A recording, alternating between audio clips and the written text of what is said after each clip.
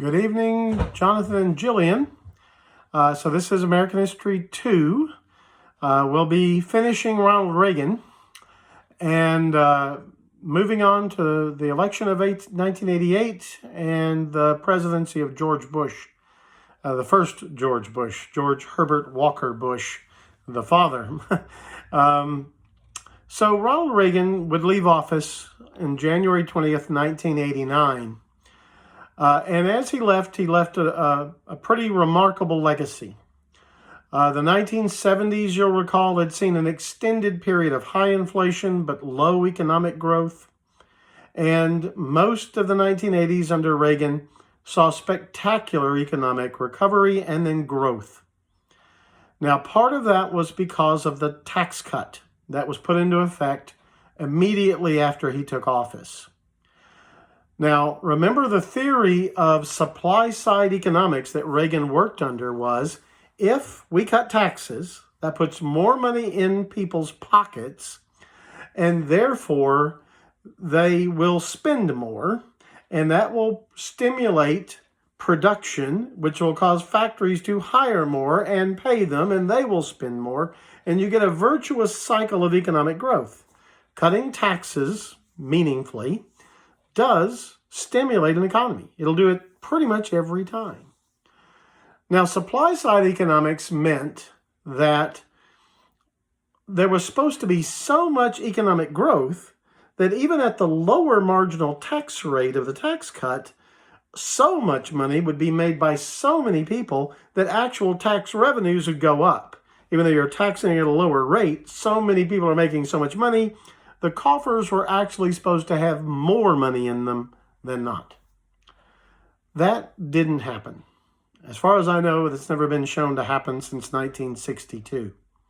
We tried this multiple times, and yes, the economy does get stimulated, but I am unaware of any evidence that the tax revenues actually go up enough to make up for the loss of tax revenue from the tax cut. So that aspect of supply-side economics doesn't really seem to work very often, if at all. But some still try it. One thing, though, that did change because of the Ronald Reagan era was this became a kind of gospel for the Republican Party. Almost every Republican candidate at every level of government since Ronald Reagan promises tax cuts.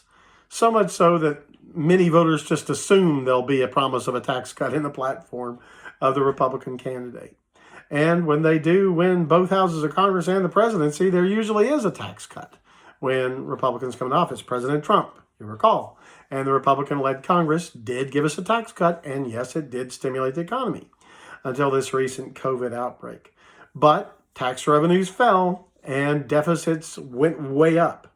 Now, the COVID emergency spending bill of $12 trillion last week will really add to that deficit. But the budget deficits have gone way up since the 80s, and especially in the last 3 years, they've gone even more because tax cuts mean not enough money in the Treasury to pay for all the spending. That's just how it is. But anyway, the legacy of Republicans cutting taxes as a given is a strong part of Ronald Reagan's legacy. Ronald Reagan's economy grew, though, in part because of tax cuts and in part because of massive defense spending. And most Republican presidential candidates have argued for increased defense spending, including President Trump, since Reagan. So this tying of the defense budget with the Republican Party is also a lasting legacy of Ronald Reagan's time in office. Of course, the greatest legacy of Ronald Reagan was surely in international affairs with the Soviet Union.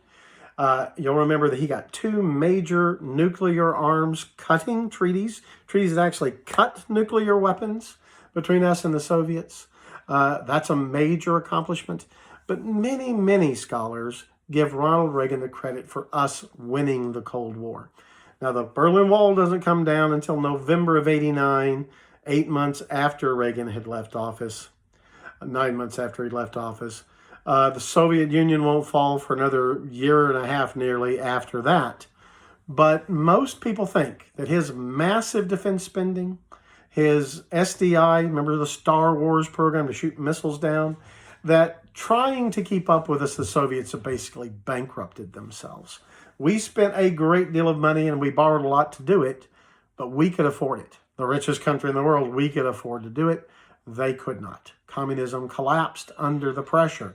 And that's why a lot of people give Ronald Reagan the credit for winning the Cold War, even though it doesn't end until after he's left office. Another lasting legacy of Ronald Reagan was the federal courts were largely remade. When you're president for 8 years, and remember, the president appoints every new federal judge, district court, courts of appeals, Supreme Court. All of them are nominated by the president and confirmed by the Senate.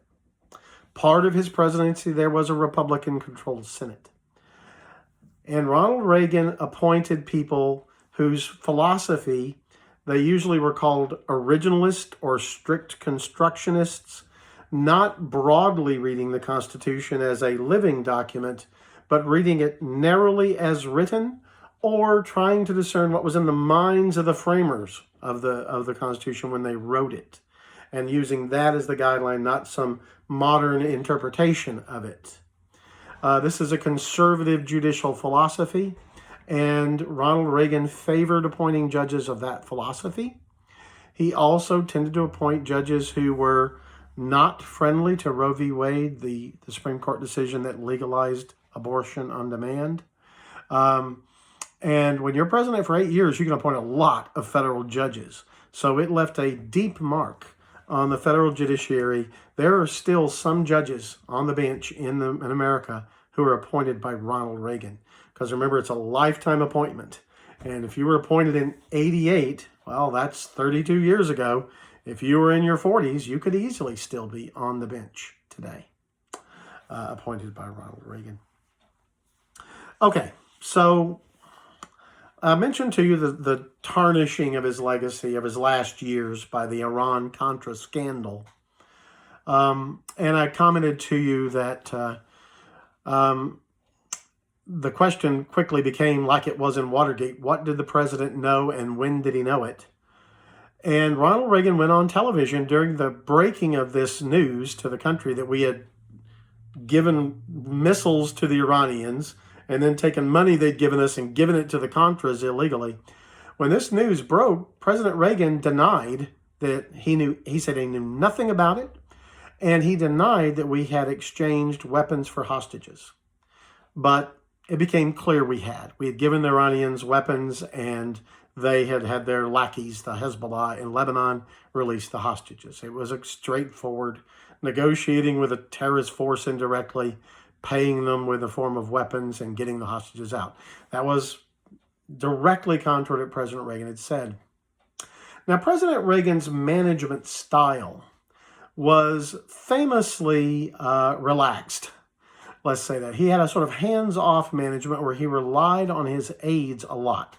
Some presidents, like Barack Obama, are hands-on types. They get into all the details of every policy. They want to be intimately involved in all aspects of significant decision-making. Ronald Reagan wasn't that way. He had aides he trusted. He asked them to summarize what they want to say to him in one good paragraph, that he could read the paragraph, ask him a question or two, and then literally check off on that paper to give his approval. So instead of getting deep into policy, he stayed more on the top, looking down from above. And that's a respectable management style. Many business leaders run their businesses this way, if they have, vice presidents that they trust. And in the case of Reagan, he did trust his vice president and other top officials. This might have come back to bite him, though, on the IranContra scandal. Because remember, I told you, these were national security staffers in the basement of the White House who cooked all this up. Colonel Oliver North would go to prison for cooking it up. Well, when the digging by the FBI got underway, checked memos were found that indicated Reagan knew more about this than he thought. But that's just it. It was more than he thought. He actually got on TV and apologized to the American people in a primetime address, saying that in his heart he never meant to trade weapons for hostage, but the evidence tells him he did. And later on, under some testimony he gave about this, he said he had no recollection, no remembrance of doing these things. Now, at the time, some people doubted him. They thought he wasn't telling the truth. But it was pretty clear by the end of his presidency, he was becoming forgetful. He would be talking extemporaneously and then lose track of what he was saying. And I'm sure you've known elderly people who do kind of wander and then kind of get lost for a moment, have to come back to themselves. This was happening to Reagan before he left office occasionally. About 9 months after he retired from office, a handwritten letter from him and his wife Nancy was released to the public, telling us that he'd been diagnosed with Alzheimer's disease. This was the first many Americans had heard of that term in 1989. And it's a very moving letter. I urge you to read it sometime. It's truly moving. They wanted the country to know what the disease was like, and they wanted to be open and honest about it. Reagan was still physically very healthy. He would live another 16, 17 years, well to near the end of the century, maybe even 2000 before he passed. But his, you know what Alzheimer's like. His mind was gone within a year. And sad. But it does back up the fact he probably was telling the truth about the IranContra scandal. He probably didn't remember. He may not have even known what was going on. So that's a sad end to Ronald Reagan's story, but I felt you needed to know that. Okay, so George H.W. Bush would be the Republican candidate in 1988. George Bush was a Texan. Well, he was an adopted Texan. He grew up in Connecticut and Maine. His father was a senator, and his grandfather had also been important in politics. So, you know, he was from an important political family in New England. But after World War, he went to Yale University. Then he was in the Navy. He was a war hero. He got the Navy Cross. Got shot down in combat and was rescued by a submarine. He was a true blue war hero in World War II. But after the war, he went to West Texas to get in the oil business. And he made a modest fortune as an oil man. Later on, he would run and win election to Congress for a term in West Texas. And he was an adopted Texan. He tried to run for Senate, lost in Texas. But he did eventually become deputy director of the CIA and then the director of the CIA.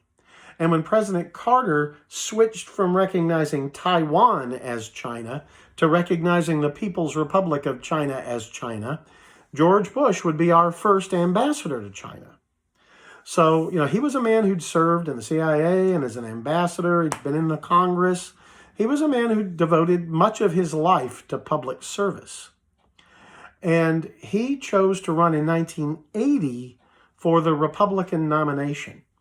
Now, he did it the same way Pete Buttigieg tried to win the Democratic nomination this time around, the way Carter had won the Democratic nomination in 1976. He essentially moved to Iowa in 1980, traveled all around Iowa, and he won the Iowa caucus of the Republicans. George Bush did. Now, he didn't win a whole lot more states after that, and Reagan easily won the nomination. But in 1980, Reagan thought it would be a good idea to unify the Republican Party by having George Bush run as his running mate, his vice presidential candidate with him. And Bush accepted, and they were easily elected, as I told you, over Jimmy Carter in 1980. And they made a good pair. Reagan was a great communicator. Bush had a hard time stringing sentences together in a way that made complete sense. He kind of fumbled around with the English language, and it was kind of endearing, I thought. But, he just would kind of stumble around and say what he wanted, and it would be kind of random sometimes. But, so they had that difference between them. But Bush was a very smart guy who spent much of his life in government. He knew the federal government. He knew international relations very well. So he made up for some of Reagan's weaknesses, and Reagan, filled in gaps for Bush. So they were a good pair. And I think it's fair to say that Bush was a very loyal vice president, and Republicans were going to reward him in 1988 with the nomination. It was kind of a given. There was some little primary running. I think Bob Dole, the Senate Majority Leader, did run. But Bush easily won the nomination. But I'm going to save for the next lecture the election of 1988, because there's enough there to talk about. Pretty much full of lecture, and we'll talk a little bit about Bush's term as president. Thank you.